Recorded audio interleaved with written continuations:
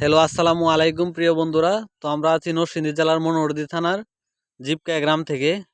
তো আমাদের এলাকায় বৃষ্টি অনেক কৃষকের অনেক জমি ধান অনেক ফসল নষ্ট হয়েছে।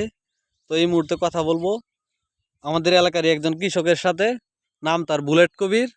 তো তো ভাই, আপনার এই বৃষ্টিতে কি রকম ক্ষয়ক্ষতি হয়েছে?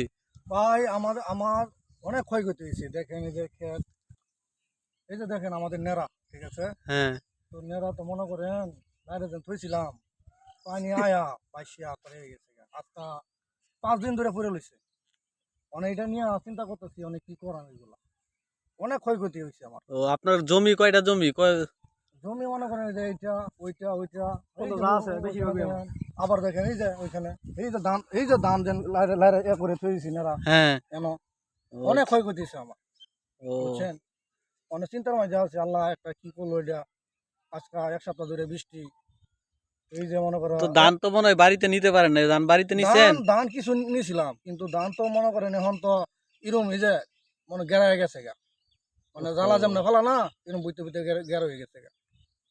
মানে চিন্তার মাঝে আছি, এত এত জমি এখন তো করলাম, দিন না উঠলে এটা তো নেওয়া বাড়িতে নেওয়া সম্ভব না। সম্ভব না।